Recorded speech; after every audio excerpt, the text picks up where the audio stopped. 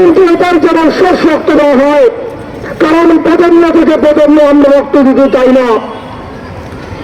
তাই প্রিয় বন্ধুরা, আসুন আমরা কাঁধে কাঁধ মিলিয়ে একটি সুন্দর দেশের জন্য আমরা লাগিয়ে আবার যুদ্ধ করবো।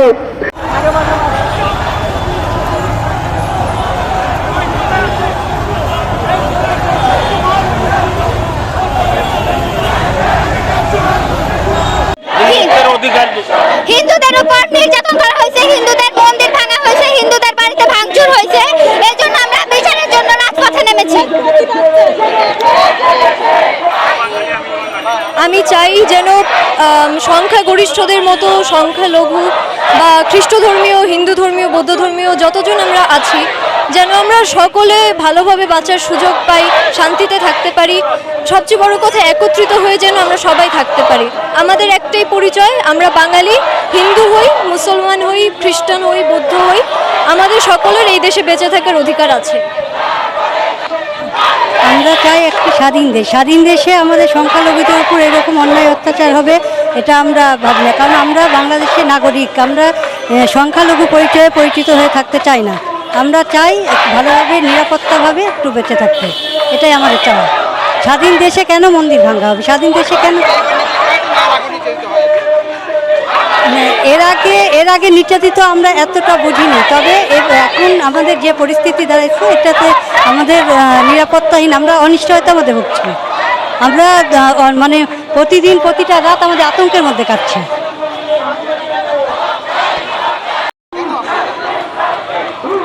আমরা এখানে আসছি আমাদের অস্তিত্ব রক্ষার জন্য, কেননা আমাদের 55 জেলায় হিন্দু বাড়িঘর এবং হিন্দু মানুষের উপরে অত্যন্ত অত্যাচার করা হচ্ছে।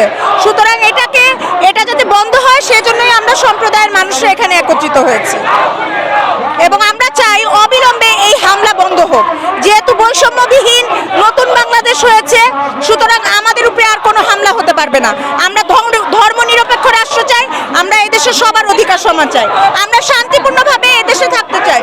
আগে যেরকম ছিল আমরা এখনো সেভাবেই থাকতে চাই, কিন্তু এখন যে পরিস্থিতি দেখা যাচ্ছে, ঘরে ঢুকে এখানে ঢুকে সেখানে ঢুকে মারামারি করে মারছে, হুমকি দিচ্ছে, এই বাংলাদেশ তো আমরা চাই নাই। দেশ স্বাধীন হয়েছে কিন্তু আমরা স্বাধীন হতে পারলাম না। ধন্যবাদ। স্বাধীন বাংলাদেশে আমরা কেন নির্যাতিত? স্বাধীন বাংলাদেশে আমাদের মা বোনেদের কোনো নিরাপত্তা নাই, আমাদের জীবনের কোনো নিরাপত্তা নাই। আমাদের এদের ছেড়ে ভারতের হুমকি দেওয়া হয় কেন? আমরা কি এদেশের নাগরিক না? আমরা কেন ভারত যাব আমাদের দেশ ছেড়ে? আমাদের অধিকার নাই এদেশে বাঁচার? তাহলে এটা স্বাধীন বাংলাদেশের কেমন দৃষ্টান্ত যে আজকে আমরা নির্যাতিত হচ্ছি? এটা কি স্বাধীন বাংলাদেশ হলো বলেন?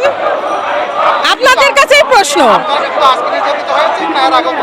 আমরা তো নির্যাতিত হয়ে আসতেছি সব সরকারের আমলেই, এটা আমাদের নতুন না, কিন্তু এখন আরো বেশি হচ্ছে, যার জন্য আমরা রাস্তায় নেমেছি নিজেদের অধিকার রক্ষার জন্য, নিজেদের অস্তিত্বের লড়াইয়ের জন্য। অবশেষে আমরা বলতে চাই, আমরা যেন স্বাধীন বাংলাদেশে বৈষম্যহীনভাবে, অসাম্প্রদায়িকভাবে, শান্তিপূর্ণভাবে আমরা বেঁচে থাকতে পারি এবং আমরা জীবনযাপন করতে পারি। এটাই আপনাদের কাছে আমাদের চাওয়া।